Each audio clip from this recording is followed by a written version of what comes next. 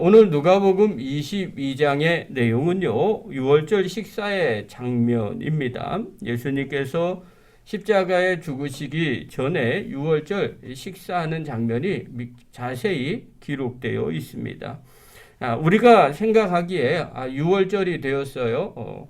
이스라엘 백성들에게 있어서 가장 최대의 명절입니다. 이때 예수님이 예루살렘에 간다면 아마 제자들이 어떻게 해야 했을까요? 아마 당연하게 갈 곳 그리고 묵을 곳 숙박을 정해 놓아야 할 것입니다. 그리고 식사할 것도 준비를 해 놔야 되겠죠. 이게 정상입니다. 특별히 그날이 또 명절 날입니다. 명절에는요, 각처에서 이스라엘 백성들이 예루살렘에 와서 성전에서 제사를 드리게 됩니다. 이스라엘 사람들만이 오는 것이 아니라 디아스포라 사람들, 외부 해외에 있는 사람들까지 전부 다 오는 아주 중요한 명절이죠. 그러니까 예루살렘에는 당연히 방을 잡기가 사실은 쉽지 않았을 겁니다. 그런데 오늘 본문에 보면 제자들은 아무런 생각도 없습니다. 또 대비하는 것도 없습니다. 그래서 예수님께서 이렇게 말씀을 하세요. 8절 보십시다. 읽겠습니다. 시작. 예수께서 베드로와 요한을 보내시며 이르시되 가서 우리를 위하여 유월절을 준비하여 우리로 먹게 하라. 여러분, 예수님께서 제자들에게 이야기하죠. 우리를 위하여 유월절을 준비하여 우리로 좀 먹게 하자. 이렇게 이야기를 하죠. 만약에 제자들이 준비했다면 어떤 대답이 나올까요? 당연히 스승님 벌써 준비해 놨습니다. 이렇게 답이 나왔을 거예요. 그런데 준비를 하지 않았습니다. 이것이 제자의 모습이죠.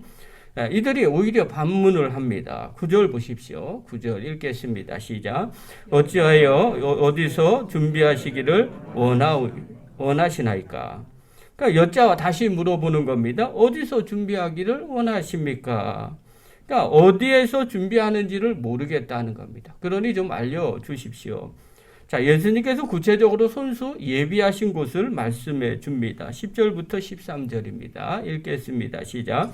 이르시되 보라 너희가 성내로 들어가면 물 한 동이를 가지고 가는 사람을 만나리니 그가 들어가는 집에서 따라 들어가서 그 집 주인에게 이르되 선생님이 내게 하는 말씀이 내가 내 제자들과 함께 유월절 먹을 객실이 어디 있느냐 하시더라 하라. 그리하면 그가 자리를 마련한 큰 다락방을 보이리니 거기에서 준비하라 하시니 그들이 나가 그 하신 말씀대로 만나 유월절을 준비하니라. 자, 예수님께서 가르쳐 주시죠. 성내에 가서 물 한 동이를 가지고 가는 사내를 따라서 그 집에 들어가라. 그리고 유월절을 준비하라고 말합니다. 여러분, 여기서 우리가 생각해야 될 한 가지의 포인트가 있어요. 제자들이 준비한 것이 아니라 십자가를 앞두신 예수님께서 유월절 식사를 준비하고 잔치를 베풀었다는 사실입니다.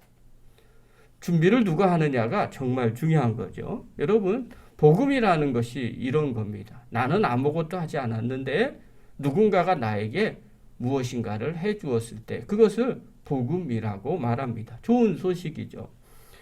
제자들은요, 그 복음에 하나도 도움이 되지 않았습니다. 예수님께서 다 직접 하신 일이기 때문에 그렇습니다. 여러분, 이것은 우리의 구원도 마찬가지입니다. 우리가 어떻게 구원함을 받았을까요? 사도 바울은 로마서 5장 8절에 이렇게 말합니다. 우리가 아직 죄인 되었을 때 그리스도께서 우리를 위하여 죽으심으로 하나님께서 우리에 대한 자기의 사랑을 확증하셨느니라. 우리가 아직 죄인 되었을 때, 하나님 찾지도 않았을 때 하나님께서 미리 준비해 놓으셨다는 거죠. 예수님을 십자가에서 죽으심으로 친히 그분의 사랑을 우리에게 보여주셨다는 겁니다. 이것이 일방적인 하나님의 은혜입니다. 오늘 6월절에 식사의 준비 과정도 마찬가지입니다. 일방적으로 예수님께서 준비하십니다. 그리고 식사 자리에 제자들을 초대하시고 또 예수님은 잔과 떡을 나누어 주시면서 이렇게 말씀을 하십니다. 19절과 20절입니다. 읽겠습니다. 시작. 또 떡을 가져 감사기도 하시고 떼어 그들에게 주시며 이르시되 이것은 너희를 위하여 주는 내 몸이라. 너희가 이를 행하여 나를 기념하라 하시고 저녁 먹은 후에 잔도 그와 같이 하여 이르시되 이 잔은 내 피로 세우는 새 언약이니 그 너희를 위하여 붓는 것이라. 여기서 새 언약이라고 하시는 대목에서 하나님의 주도적인 은혜가 보이게 됩니다. 하나님께서 약속하신 거죠. 여러분, 오늘 목요일 예수님이 십자가에 달려 돌아가시기 전날 목요일 날 제자들과 만찬을 하고 있는 겁니다. 원래 유월절 식사의 유래는요, 출애굽에서부터 출발을 합니다. 그들의 조상들은요, 문설주에 양의 피를 바름으로써 장자의 죽음을 피해 갑니다. 그리고 애굽을 탈출하게 됩니다. 이를 통해서 그들은 어린 양의 피로 구원받은 하나님의 백성이 되고요. 광야의 시내산에서 하나님과 언약을 맺게 됩니다. 그들의 언약은 간단합니다. 이제 여호와 외에는 다른 신이 없음을 맹세하고 하나님께서는 그분께만 소유된 백성이 되기로 약속을 합니다. 그래서 언약을 갱신하는 것이 시내산의 언약입니다. 이제 하나님은 진짜 이스라엘 백성이 하나님이 되고 이스라엘 백성들은 하나님의 백성이 된다는 것입니다. 출애굽기 24장에 보면요, 이 언약의 징표를 자세히 기술하고 있습니다. 출애굽기 24장 7절과 8절에 보면 이럽니다. 언약서를 가져다가 백성에게 낭독하여 듣게 하니 그들이 이르되 여호와의 모든 말씀을 우리가 준행하리이다. 모세가 그 피를 가지고 백성에게 뿌리며 이르되 이는 여호와께서 이 모든 말씀에 대하여 너희와 세우신 언약의 피니라. 언약서를 읽었습니다. 백성들이 내가 그대로 행하겠습니다. 다짐을 합니다. 또 모세가 하나님을 대신해서 이야기합니다. 피를 뿌리면서 이것은 언약의 피다. 하나님이 이렇게 너희들을 그대로 말씀을 지키면 내가 너의 하나님이 될 것이다. 그리고 너희를 보호할 것이라는 겁니다. 출애굽은 모든 것을 하나님이 시작을 해서 하나님이 이루시는 일입니다. 이 약속한 이 언약을 하고 난 뒤에 하나님은 이스라엘의 지도자들을 하나님의 산에 오르게 하십니다. 그리고 그들과 함께 식사를 합니다.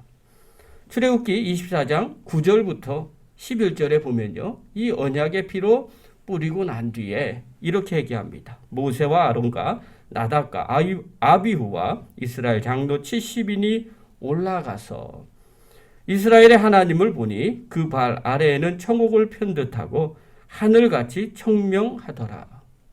하나님이 이스라엘 자손들의 존귀한 자들에게 손을 대지 아니하셨고 그들은 하나님을 뵙고 먹고 마셨더라. 이렇게 표현합니다.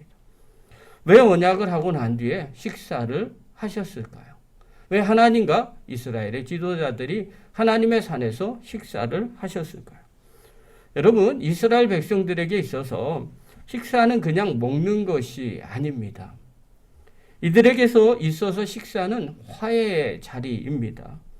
예를 들면 주인이 상대방을 식사 자리에 초대를 했다는 것은 더 이상 원수로 대하지 않겠다는 의미입니다. 그래서 또 누군가가 내가 너와 같이 화해하기를 원한다. 그러면 식사 자리에 초대해서 함께 먹습니다. 또 시내산에 언약을 하고 식사를 한 이유는 다른 것이 아닙니다. 이 중요한 결정을 하고 이것을 함께 지킨다는 의미가 그 안에 내포되어 있습니다. 이것은 그때만이 아니라 지금도 계속 유효합니다. 예를 들면요, 각 나라의 정상들 간에 협정을 합니다. 그냥 방문을 하는 게 아니라 모든 협정을 하고 서로 대화하고 결정을 하죠. 그리고 서명문에 사인을 합니다. 그러면 여러분 뉴스에서 잠깐 들으셨을 겁니다. 협정에 사인하고 난 뒤에 항상 저녁에는 무엇을 합니까? 만찬이라는 것을 합니다. 그냥 이것은 식사 자리가 아닙니다. 계속해서 이어져 내려온 겁니다. 약속한 것은 반드시 지킨다는 의미입니다. 시내산의 언약 후에 하나님의 산에서 이스라엘 백성들이 하나님과 함께 먹고 마셨다는 것은 하나님께서 친히 약속을 지키겠다는 표시입니다. 또 이스라엘 백성들은 하나님의 백성으로 살겠다는 표시입니다. 그래서 함께 식사 자리를 한 겁니다. 6월절에 양을 잡으면서 이스라엘 백성들은 가정마다 모두가 급히 그 고기를 먹었습니다. 왜 먹었을까요? 부족해서, 또 식사하기 위해서, 그 다음날 아침에 빨리 일어가서 걸어가기 위해서? 아닙니다. 그 핵심도 바로 하나님과의 언약의 약속이 있습니다. 식사를 하면서 하나님께서 하신 그 모든 말씀이 그대로 이루어질 거라는 것을 서로 확인하는 자리가 식사 자리입니다. 그러니 이스라엘 백성들에게 있어서 유월절 만찬은요, 그냥 먹고 마시는 거에 끝나는 것이 아닙니다.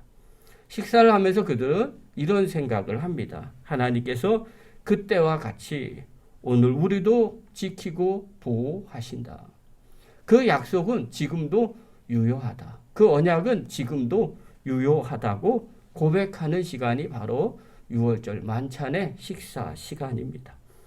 오늘 십자가에서 죽기 전 마지막 유월절을 예수님이 만찬을 하시면서 다시금 제자들과 언약을 합니다. 이전까지는 출애굽에 대한 언약이었지만 오늘 예수님은 제자들과 다시 약속을 하시는 거죠.